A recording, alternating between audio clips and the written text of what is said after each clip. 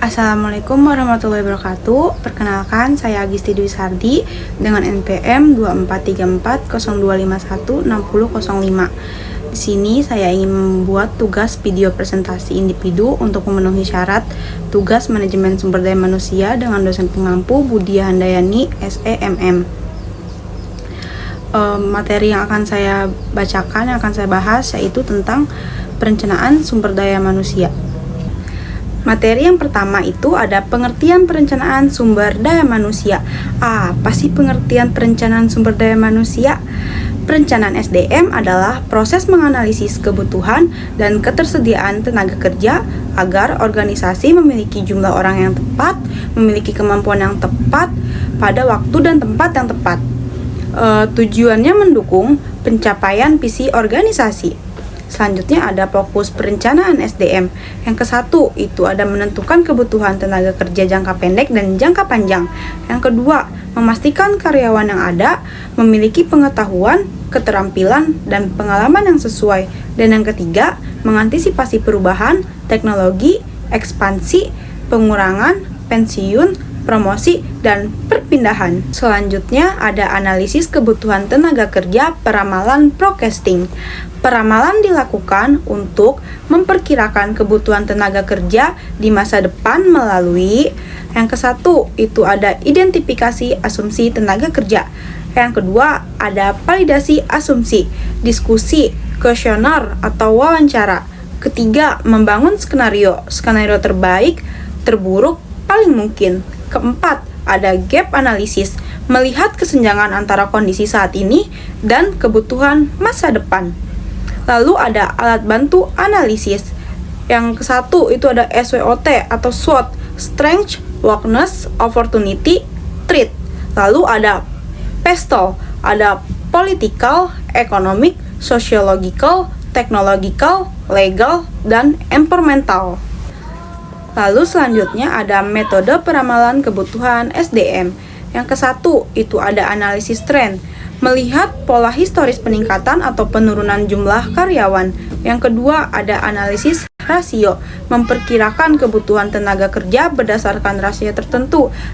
Misalnya karyawan per unit produksi.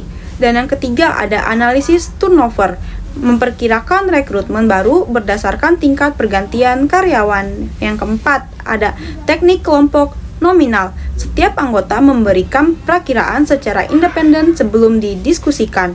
Dan yang kelima, ada teknik DLP.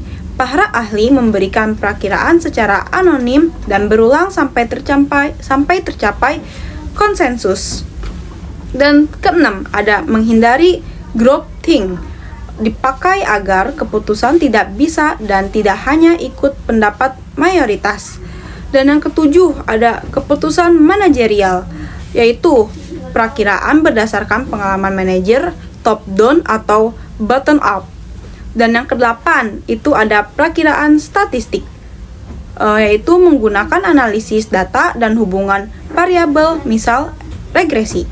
Lalu ada pemodelan komputer, menggunakan software atau untuk simulasi skenario tenaga kerja.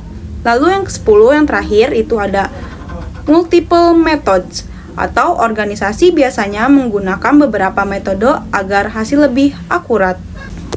Masuk ke pembahasan selanjutnya itu ada proses perencanaan SDM.